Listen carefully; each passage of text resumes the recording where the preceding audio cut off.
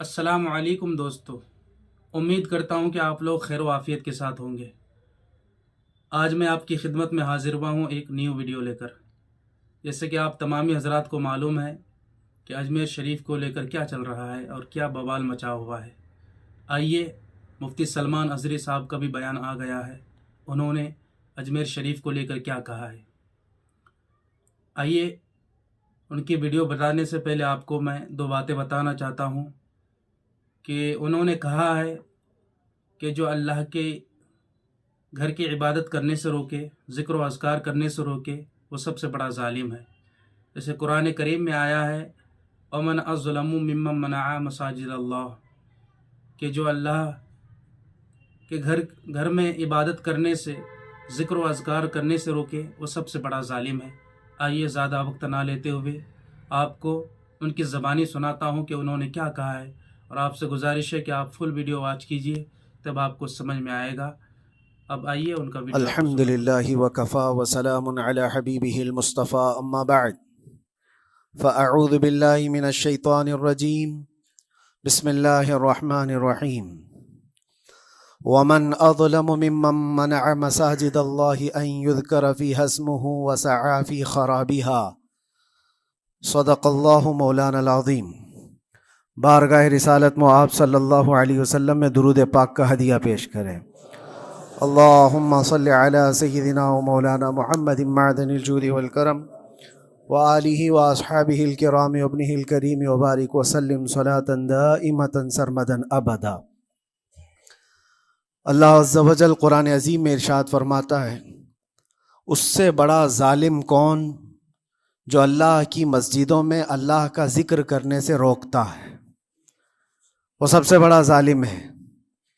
ومن اظلم ممن منع مساجد اللہ، اللہ کی مسجدیں، اللہ کا گھر اس کے ذکر پاک کے لیے ہوتی ہیں، اس کی عبادت کے لیے ہوتی ہیں، اور جو اللہ تبارک و تعالیٰ کے ذکر سے اور اس کی عبادت سے روکے، اللہ قرآن میں فرماتا ہے وہ سب سے بڑا ظالم ہے۔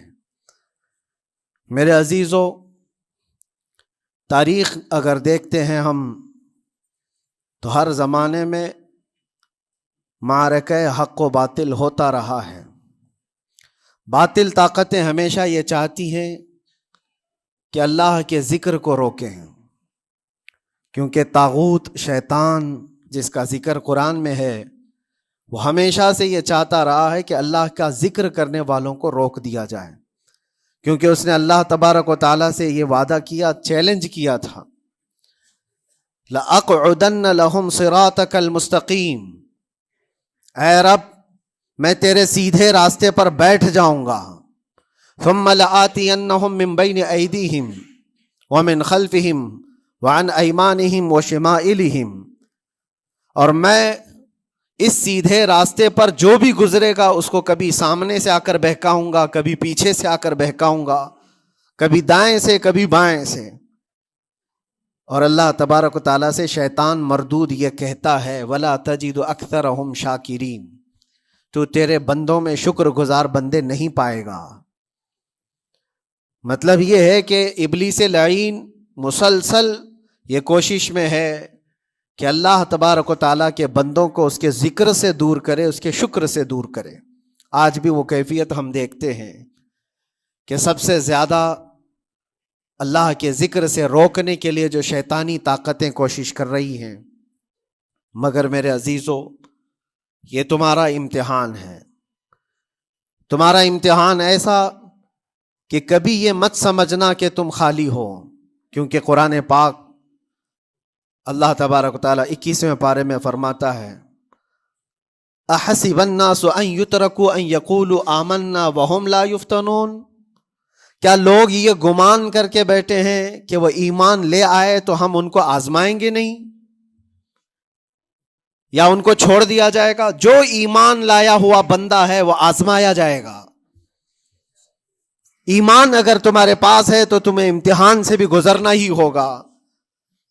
یہ ایمان کسی حلوہ پراٹھے کا نام نہیں ہے، کھا کر کے مست نیند سو جائے، پھر اسے اس دار فانی میں، اس دنیا میں امتحانات سے گزار کر کے اپنے ایمان کی کسوٹی کو دکھانا ہوگا۔ اسی لیے قرآن یہ بھی کہتا ہے کہ تمہیں کیسے کیسے آزمایا جائے گا؟ وَلَنَبْلُوَنَّكُمْ بِشَيْءٍ مِّنَ الْخَوْفِ وَالْجُوعِ وَنَقْصٍ مِّنَ الْأَمْوَالِ وَالْأَنفُسِ وَالثَّمَرَاتِ، ہم تمہیں آزمائیں گے کبھی بھوک سے، کھانے کی قلت سے، اور کبھی خوف سے، ڈر آئے گا تمہارے پاس، اور پھر اللہ تعالیٰ فرماتا ہے کبھی مال و دولت کی کمی سے، وَنَقْصٍ مِّنَ الْأَمْوَالِ وَالْأَنفُسِ، کبھی لوگوں کی جان چلی گئی ہو، کثرت سے تمہارے عزیز مر گئے، یہ بھی آزمائش ہے، اور پھلوں کی کمی۔ اللہ تعالیٰ فرماتے ہیں یہ 5 چیزیں ہیں جو تمہاری زندگی میں آئیں گی اور تمہیں آزمایا جائے گا، اور ان کمیوں کے وقت تمہارا ایمان دیکھا جائے گا تم کیا کہتے ہو۔ اور اللہ تعالیٰ فرماتا ہے جب کبھی تمہیں بھوک سے آزمایا جائے، خوف سے، ڈر سے آزمایا جائے، اور مال کی کمی سے آزمایا جائے، امتحان لیا جائے، تو اس وقت جو بندہ یہ کہتا ہے، اللہ فرماتا ہے انا للہ و انا الیہ راجعون، اللہ تعالیٰ فرماتا ہے ان لوگوں کو یہ بشارت ہے، ان صبر کرنے والوں کو یہ بشارت ہے کہ جب ان پر مصیبت آتی ہے تو یہ کہتے ہیں ہم اللہ ہی کے ہیں اور اللہ ہی کی طرف لوٹنے والے ہیں۔ یہ مصیبت کے وقت یہ جو 5 چیزوں سے آزمایا گیا ہے، ان آزمائش کے دور پر جو بندہ اللہ تبارک و تعالیٰ کی اس عطا پر راضی رہتا ہے وہ صبر کے ساتھ نکل گیا ہے۔ آج کے دور میں بھی میرے عزیزو بے شمار جانیں ہماری درمیان سے جا رہی ہیں۔ آپ کو اندازہ ہے موت اتنی عام ہو گئی ہے، اتنی عام ہو گئی ہے کہ اب لوگوں کو موت پر کوئی افسوس بھی نہیں ہوتا۔ ہر دن خبریں موت کی سرخیاں چھاپتی ہیں، 100-200 کی موت کوئی معنی نہیں رکھتی۔ آج فلسطین کے نہتے بچوں میں تقریباً 45,000 لوگ سال بھر میں مر گئے۔ 45,000 کوئی تعداد ہوتی ہے کہ نہیں ہوتی؟ اتنی بڑی جانوں کا جو نقصان ہے یہ آزمائش ہے، اور یہ جانوں کے ذریعے سے آزمائش تھی۔ مال کی کمی کی آزمائش تو ایسی ہے، ملک شام، یمن، بہت سارے ایسے ٹوٹے پھوٹے علاقے، عراق، جہاں پر لوگ کھانا اور دوائیوں سے جوجھ رہے ہیں اس طرح سے کہ وہ گھاس کھانے پر مجبور ہیں۔ بہت سارے ایسے علاقے جہاں پر چھوٹے بچے پھینکے ہوئے کچرے میں سے دانے چن کر کے کھا لیا کرتے ہیں، وہ اپنے پیٹ کی اس آگ کو بجھانے کے لیے دانے دانے کے لیے ترس رہے ہیں۔ یہ بھوک کی آزمائش ہے، مال کی کمی کی آزمائش ہے، جانوں کی آزمائش ہے عزیزان گرامی وقار۔ اور پھر خوف کے ذریعے سے جو آزمائش ہے وہ ہم دیکھ رہے ہیں آج۔ خوف ظالموں کے ذریعے سے تم پر مسلط کیا جائے گا۔ ہر آدمی ڈرا سہما ہوا، ہر آدمی اپنے اندر ایک ڈر لیے بیٹھا ہے کہ نکلوں گا تو کیا ہو جائے گا۔ ان سب کے درمیان اللہ کی بارگاہ میں سجدہ ریز ہونے کا نام ایمان ہے۔ سب حالات ہوں گے اس طرح سے، اور انہی حالات کے درمیان جو بندہ اپنا سر جھکاتا ہے مولا کریم کی بارگاہ میں وہ ایمان والا ہے۔ آؤ اگر ایمان کی کمال کی مثال دیکھنا ہے تو کربلا کے میدان میں کون کون سی آزمائشیں تھیں۔ بھوک کی بھی آزمائش ہے، پیاس کی بھی آزمائش ہے، جان کی بھی آزمائش ہے، خوف کی بھی آزمائش ہے۔ سب چیزیں ایک ساتھ کربلا کے میدان میں آئی۔ رسول اللہ کے گھرانے پر، اہل بیت پر وہ کیسا عظیم امتحان تھا جب وہ 72 لوگوں کا 82 لوگوں کا قافلہ بھوک اور پیاس سے جوجھ رہا ہو، 3 دن سے ان کے اوپر کھانا اور پانی بند ہو، اور ان شہزادوں کے ایمان میں ذرا برابر بھی فرق نہیں آتا، نہ ان کے ایمان میں، نہ حوصلے میں، نہ ہمت میں فرق آتا ہے۔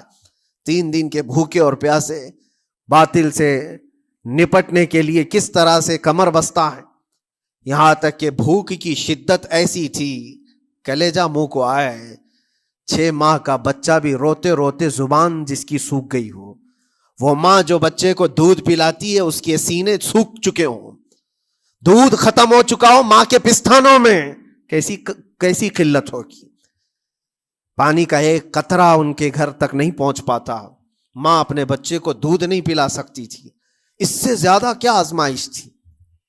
یہ بھوک اور پیاس، یہ آزمائش. پھر جانوں کی آزمائش تو ایسی، اللہ اکبر، 56 سال کی عمر کا وہ شہزادہ عالی وقار، سیدہ کائنات فاطمۃ الزہرا کا نور نظر، امام عالی مقام سید الشہداء امام حسین رضی اللہ تعالیٰ عنہ، جب میدان کربلا میں لاشوں کو اٹھاتے تھے، کتنی لاشیں اٹھائی، کبھی بیٹے کی، کبھی بھتیجے کی، کبھی بھانجے کی، کبھی بھائیوں کی، کبھی عزیزوں کی. میاں ہم اپنے گھر سے نکلنے والے ایک جنازے کو اٹھاتے ہیں تو 8 دن تک ہمارے اندر سے ہوش نکل جائے. کوئی اپنے بچے کو اپنے ہاتھوں سے دفن کر کے دیکھے، پھر کیفیت پتہ چلتی ہے.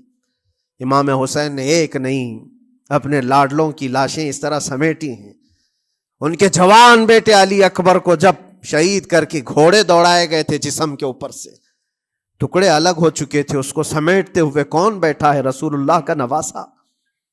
اور 6 ماہ کے بچے کو ہاتھ کے اندر ظالموں نے تیر سے ایسا مارا تھا کہ حلقوم پہ چلا گیا ہو. اور 6 ماہ کے علی اصغر کا خون جب امام حسین کے چہرے پر اچھل جاتا ہو، کسی باپ کے ہاتھ میں بیٹا وفات کر جائے اور پھر وہ لے کر کے خیمے میں آئے اور ادھر سے بلکتی ہوئی ماؤں کو اور بہنوں کو بھی دیکھے، ان میں بھی صبر کی تلقین دے. کبھی کبھار میں سوچتا ہوں اللہ یہ کیسے امتحانات سے گزرا تھا فاطمہ کا لال، کیسے امتحانات سے. بھوک اور پیاس کی شدت الگ، یہ جانوں کی شدت، جانوں کے جانے کا غم الگ، عزیزوں کی لاشوں کو اٹھانے کا بوجھ الگ. پھر اس پر 22,000 کا لشکر جرار سامنے، اس کا خوف لوگوں کے اوپر ڈالا جا رہا ہے. عزیزان گرامی وقار، یہ سب چیزیں کیا امام حسین کے قدموں کو ڈگمگا گئیں؟ کیا ان کے خاندان والوں کو بکنے پر مجبور کر دی؟ کیا انہوں نے سمجھوتے کر کے اپنا سب کچھ بیچ ڈالا؟ ایک خیمے کا بچہ بھی، خیمے کا ایک بچہ بھی امام حسین کا نکل کر کے آیا ہو تو مجھے تاریخ بتا دو. بلکہ تاریخ تو آج یہ کہتی ہے، سر داد نہ داد دست در دست یزید، حقا کے بنا لا الہ است حسین. سر دے دیا مگر ہاتھ یزید کے ہاتھ میں نہیں دیا. حق تو یہ ہے کہ لا الہ کی جڑ کا نام حسین ہے. آج وہ امتحان قیامت تک کی تمہارے ساتھ ہوتا رہے گا، قیامت تک تمہارے ساتھ یہ آزمائش ہوتی رہے گی، کبھی بھوک سے، کبھی ڈر سے، کبھی جانوں کے نقصان سے. لیکن پھر تمہیں دیکھا جائے گا تم بکتے کتنے ہو، نکلتے کتنے ہو، ہواؤں کے پجاری کتنے ہیں، خواہشات نفس کو ماننے والے کتنے ہیں، اپنے کمفرٹ زون میں جینے کے لیے ایمان کا سودا کرنے والے لوگ کتنے ہیں. یہ آزمائش ہوتی رہے گی. میرے عزیزو، ایمان اس کا نام نہیں ہے کہ تم گھر میں آرام سے بیٹھے رہو گے اور کوئی امتحان نہیں ہوگا. امتحان تو ہوگا، آزمائش تو ہوگی. آج جو بھی حالات ہیں اس پر میں یہی کہوں گا، ایک بات ہو سکتا ہے کروڑوں مسلمانوں کے دلوں میں آج یہ نروس پن آئے، اتنے برے حالات ہوتے ہیں، اللہ ہمارے ساتھ ہے یا نہیں؟ اللہ ہمارے ساتھ ہے یا نہیں؟ ایمان ہمارا صحیح ہے یا نہیں؟ اسلام صحیح ہے یا نہیں؟ یہ شک بھی شیطان تمہارے دل میں ڈالتا ہے. کبھی تمہارے اوپر مصیبتوں کے پہاڑ ٹوٹ جائیں تو شک ڈالتا ہے شیطان تاکہ تمہارا ایمان ڈگمگا جائے. میرے عزیزو، مسلمان ہونے کا مطلب یہ نہیں ہے کہ تم صرف محلات میں جیو گے اور تخت و تاج کے مالک ہی رہو گے. ایسا نہیں ہے. ایمان والوں کو احد میں 70 جانیں بھی دینی پڑی ہے. بدر میں ان کے ساتھ جو معاملات ہوئے ہیں، فتح اگرچہ بدر میں ہوئی لیکن جنگ احد کا اگر منظر دیکھو گے، اللہ اکبر. وہ رسول پاک صلی اللہ تعالی علیہ وسلم کے شہدائی صحابہ جب احد کے میدان میں کھڑے تھے، 70 صحابہ کی ایسے جانیں گئی ہیں. اگر میں تفصیل بتاؤں تو بہت لمبا وقت ہوگا. ایک صحابی ہیں حضرت انس بن نزیر، پورے جسم میں ایک انگلی کے علاوہ کچھ نہیں ملا، کچھ نہیں ملا. شہادت کی ایک انگلی سے ان کو پہچانا گیا. حضرت سعد بن ربیع، یہ ایسے صحابی ہیں جن کا پیٹ پورا پھاڑ دیا گیا تھا اور 12 نیزے مارے گئے تھے. وہ سید الشہداء امیر حمزہ بھی تو اسی احد کے میدان میں شہید ہوئے، جن کو بھالے سے مارا گیا اور چیر کر کے ان کا کلیجہ چبایا گیا تھا. عبداللہ بن جہش اسی میدان میں انتقال کیے ہیں، جن کے جسم کے 80 ٹکڑے کر دیے گئے تھے اور ہر ٹکڑے کا ہار بنا کر ظالموں نے پہنا تھا. ہار بنا لیا تھا جسموں کے. یہ سارے منظر احد کے میدان میں ہوئے. اور کون سے ایمان والے؟ وہ رسول اللہ کی اقتداء میں نماز پڑھنے والے, حضور پاک کے چہرے انور کو دیکھنے والے. جب ان کے ساتھ یہ آزمائشیں ہو سکتی ہیں تو ہم کون سی گاجر مولی ہیں؟ ہمارے ساتھ بھی آزمائشیں ہوں گی. جس کا جیسا ایمان ہوگا ویسا وہ امتحان بھی دے گا, اسی امتحان سے وہ گزارا جائے گا. مگر میں آج کروڑوں مسلمانوں کے دلوں کے بارے میں یہ بات کہنا چاہتا ہوں کہ اگر نروس پن ہے کہ یہ حالات ایسے کیوں ہیں, حالات ہر زمانے میں ہوتے رہیں گے. ستیزہ کار رہا ہے ازل سے تا امروز, شرار ابو لہبی سے چراغ مصطفی. ہماری تاریخ ہے, یہ تاریخ ہے میرے عزیزوں. اللہ تعالیٰ قرآن میں فرماتا ہے تِلْكَ الْأَيَّامُ نُدَاوِلُهَا بَيْنَ النَّاسِ. یہ دن ہیں جو ہم لوگوں کے درمیان پلٹتے رہتے ہیں. کبھی تم بادشاہ بنو گے, کبھی فقیر بن جاؤ گے. اور آج جو تخت پر ہیں ہو سکتا ہے وہ کل ڈگر ڈگر گھوم رہے ہوں. آج جن کو طاقت کا نشہ ہے ہو سکتا ہے وہ بھیک مانگنے پر بھی مجبور ہو جائے. لیکن ایک بات یاد رکھنا, نروس پن اپنے دل میں آنے نہ پائے. ان حالات سے دیکھ کر کے گھبرا نہ جانا. ایمان تمہارا سچا ہے, اللہ کل بھی تمہارے ساتھ, آج بھی تمہارے ساتھ. بس تمہاری عبادت میں فرق آنے نہ پائے, تمہارے سجدوں میں کمی ہونے نہ پائے, تمہارے ایمان میں تزلزل آنے نہ پائے. اللہ ایک ہے تو ایک ہے, اللہ سچا ہے تو سچا ہے. میں نے اللہ کو نہیں دیکھا لیکن اللہ پر ایمان ضرور ہے. یہ یقین اور یہ عقیدہ تمہارا مضبوط رہے.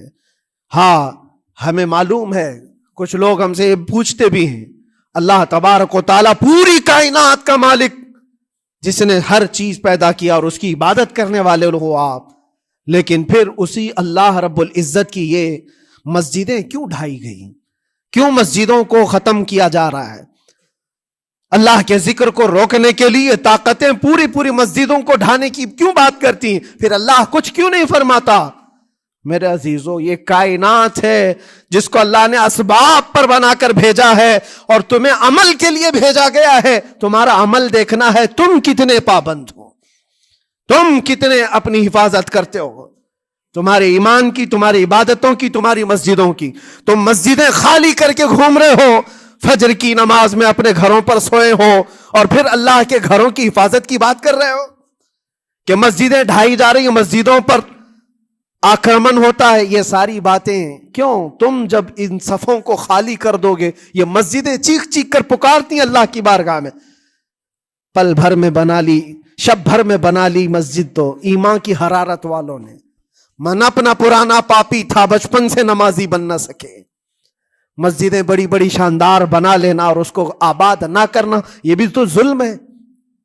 آپ ان مسجدوں کی حفاظت کی جو بات کر رہے ہیں, ان مسجدوں کی حفاظت صرف کمیٹیاں بنانے سے نہیں ہوتی, نمازوں سے ہوتی ہے, اس کے اندر تلاوت قرآن سے ہوتی ہے.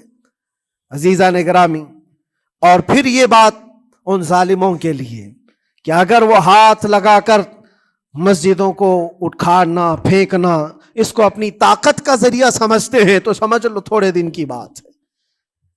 اگر اسی کا نام طاقت ہے کہ عبادت گاہوں کو مسمار کر کے طاقت کے تخت کو بٹھایا جائے, تو یاد رکھنا بڑھتے بڑھتے بڑھتے تمہارا نشہ کہیں تمہیں فرعون نہ بنا دے.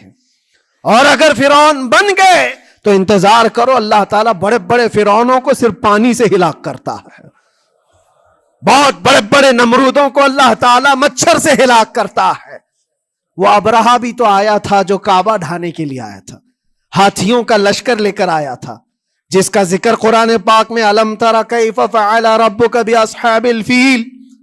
اے محبوب, کیا آپ نے نہیں دیکھا ہاتھی والوں کے ساتھ اللہ نے کیا معاملہ کیا؟ پورا ہاتھیوں کی فوج لے کر آیا تھا کعبے کو ڈھانے کے لیے. ہوا کیا؟ کعبہ کو ڈھانے کے لیے اتنی خطرناک فوج تھی اور مکہ والوں میں لڑنے کی اتنی طاقت نہیں تھی. اللہ کریم نے ابابیل چڑیوں کی ایک فوج کو بھیجا. ہاتھی کہاں اور چڑیا کہاں؟ کوئی مقابلہ ہوتا ہے؟ کوئی مقابلہ ہے؟ تصور میں نہیں آتا. لیکن رب تبارک و تعالیٰ کا ایک دستور ہے, بڑی بڑی طاقتوں کو چھوٹی طاقتوں سے ہلاک کرتا ہے.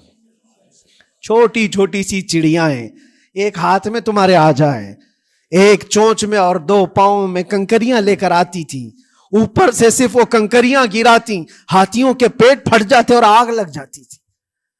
اللہ تبارک و تعالیٰ کی طاقت کا یہ مشاہدہ، قوت کا ایک ہلکا سا اظہار جو مکہ کی ان وادیوں میں ہوا، منا، اور اللہ تعالیٰ فرماتا ہے فَجَعَلَهُمْ كَعَصْفٍ مَأْكُولٍ، اللہ نے ان کو ایسا کر دیا جیسے کھائی ہوئی مرغی ہوتی ہے، نوچ نوچ کر کے کھا کر چھوڑی ہوئی مرغی ہو۔ پوری فوج کی حالت ایسی ہو گئی تھی۔ کعبہ مکرمہ کو ڈھانے کے لیے آئے، تب اللہ تبارک و تعالی ظالموں کو کس طرح سے نیست و نابود فرمایا۔ ہمیں یقین ہے میرے عزیزوں، اللہ تبارک و تعالی وہ ابابیل بھیجنے والا مولا آج بھی زندہ اور ہمیشہ زندہ رہے گا۔ وہ حی اور قیوم ہے، ہمیشہ سے زندہ ہے اور ہمیشہ زندہ رہے گا، لیکن تمہارا امتحان ہوتا رہے گا، تمہارا امتحان ہوتا رہے گا۔ اللہ کے نبی صلی اللہ تعالی علیہ وسلم کے لیے مدد آئی ہے تو اس کا مطلب یہ نہیں ہے کہ وہ صرف بیٹھ کر کے مدینے میں دعائیں کرتے تھے، نہیں، عمل کے میدان میں اترے بھی ہیں۔ صحابہ نے بھوک اور پیاس برداشت کی ہے، کتنے کتنے دنوں تک وہ ایک کھجور پر پورا دن گزارتے تھے، پیوند لگے کپڑے۔ حضرت ابو ہریرہ فرماتے ہیں ہم تو ایک جنگ سے ایسے واپس آئے تھے کہ ہمارے پاؤں کے پورے ناخن اکھڑ گئے تھے، پاؤں کے ناخن اکھڑ گئے۔ خندق کے میدان میں خود نبی پاک صلی اللہ علیہ وسلم اپنے ہاتھوں سے خندق کھودتے رہے، اور پیٹ پر پتھر باندھنا، یہ سب مشقتیں، اسٹرگل کیا ہے۔ پھر اللہ سے یہ دعا کیا مولا تو اپنی مدد بھیج دے، تو اپنے رحم و کرم کی بارشیں برسا۔ اور ہم یہاں مست کھا پی کر کے پھر دعا کرتے ہیں مدد آ جائے۔ تم نے محنت کون سی کی، کون سی مشقت کی؟ میرے عزیزو، اگر محنت و مشقت میدان میں اتر کر کرنے کا موقع نہیں ہے تو عبادتیں تو کرو اپنی پوری، اپنی نمازیں تو کمپلیٹ کر لو اور اللہ کو راضی کرو۔ اپنے گناہوں سے اگر وہ غضبناک ہے تو توبہ کرو۔ اور جاتے جاتے یہ بات بھی میں عرض کروں گا کہ آج جن لوگوں کو ایسا لگتا ہے کہ یہ کھیل تماشا ہے، ایک بات یاد رکھنا، کسی مسجد کے ختم ہو جانے سے یا مومن کے کسی کے ہار جانے سے ایمان کبھی ہارتا نہیں ہے، ایمان ہمیشہ جیتتا ہے۔ تھوڑی دیر کی تکلیف تو مومن کو ہو سکتی ہے، لیکن اس کے ساتھ ایمان ہے تو ہمیشہ سر بلند ہے۔ اس سے بڑی کوئی کامیابی کیا ہے؟ ہم نے دیکھا ہے کربلا کی تاریخ میں جیتا کون ہے؟ دنیا کی نظر میں، اس وقت کی میڈیا کی نظر میں، اس وقت کے جو کتے ہوں گے ان کی نظر میں یزید جیتا ہوگا، لیکن قیامت تک ہر مومن کہتا ہے بادشاہ است حسین، بادشاہ است حسین۔ ایمان کی جیت ہمیشہ ہے، اگرچہ وہ ٹکڑوں میں بدل جائے، اگرچہ وہ 1000 ٹکڑوں میں ہو جائے۔ آج بھی پھریرا لہرا رہا ہے تو حسین اعظم کا لہرا رہا ہے۔ اسی لیے یاد رکھو، صرف تخت پہ چڑھ کر بیٹھنے کا نام جیت نہیں ہے۔ ابھی الیکشن بھی گزرا، کچھ لوگ نروس ہوں گے کہ ہم ہار گئے۔ اگر وہ ایمان والے ہیں، سچے ایمان والے ہیں، تو انہیں یاد رکھنا چاہیے جیت اور ہار صرف تخت حاصل کرنے کا نام نہیں ہے، دلوں پر حکومت کرنے کا نام جیت ہے۔ اور آج 800 سال گزر گئے، ہند الولی سلطان الاولیاء غریب نواز کی حکومت ہم سب پر قائم ہے۔ کس بات کی حکومت ہے یہ دلوں کی حکومت ہے۔ اور وہاں جو ہاتھ لگانے کی کوشش کر رہا ہے وہ اپنے ہاتھوں کو بچا لے، آگ تمہارا انتظار کر رہی ہے، آگ تمہارا انتظار کر رہی ہے۔